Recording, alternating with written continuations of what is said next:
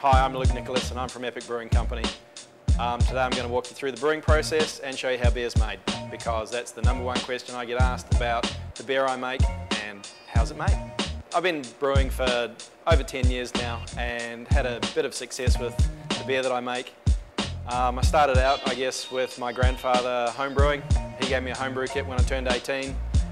Lived in California for a while and I guess got my obsession for craft beer over there. Tasted some really great beers, came back to New Zealand and realised that there wasn't a lot of great beer in New Zealand. So I set out to make beer that I wanted to drink, and it's been quite an epic journey. Best awards have been the Supreme Champion Beer of New Zealand for Monk's Habit and Epic Pale Ale. They continue to win awards today because they're really great beers. This is a Saka malt. This is 25 kilos. Here we have a hopper. This hopper, or this brewery, is configured for 10,000 litres, so you can basically work these numbers down to a home brew size or up to I guess a large brewery size. The proportions are all pretty much similar on how you'd make a beer.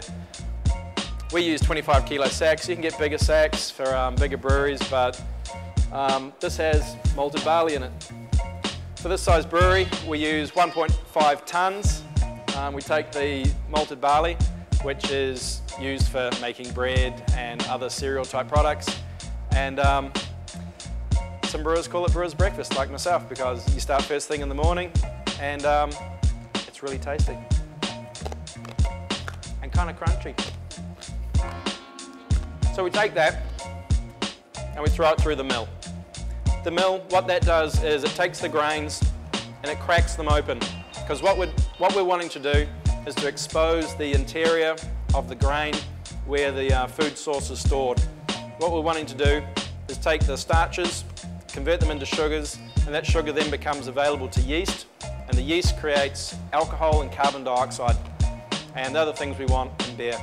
And the residuals that are left over give the body and the malt sweetness that you have in beer. So moving through, we're going to go through to the brew house and look at the vessels we've got there. So after we've cracked the grains in the mill, the flour and the husks fall into what's called the mash tun, and it's mixed with 3 parts water to 1 part grain. The water's around 68 degrees Celsius. The consistency looks like porridge, so everyone knows pretty much what porridge looks like, and that sits there for about 45 minutes. The enzymes in the husk attack the starches and start breaking down those starches into sugars, which we are going to rinse out of the grain and husk later. So from this vessel, the porridge or the mash gets pumped across into the next vessel, which is called the lauter tun. Once the mash is pumped across into the lauter tun, it sits on a false bottom with slots in it, and we're able to drain the liquid off. The husk and the other particles and proteins stay behind, and it's that liquid that we want to capture. It's got all the sugars in it, the malt sugars that we're wanting to take through to the yeast further down the brewing process.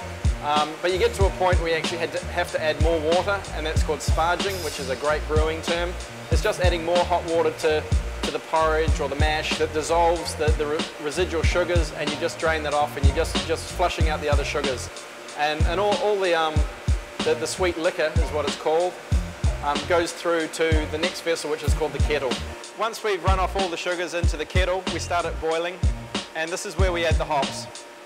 Hops are a small flour, and they're used for bittering and flavour and aroma, and they're added to the boil through the 60 or 90 minute boiling process. The hops that are added at the beginning of the boil, they're used for bitterness. Ones that are added in the middle are for flavour, and hops at the very end of the boil are added for aroma. From the kettle we need to cool it down quickly.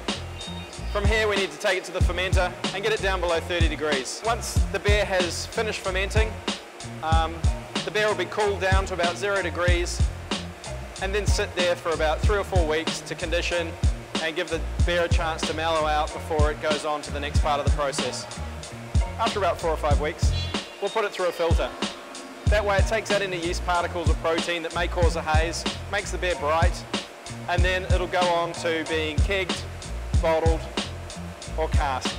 A lot of the big brewers these days, they don't really like using a lot of them.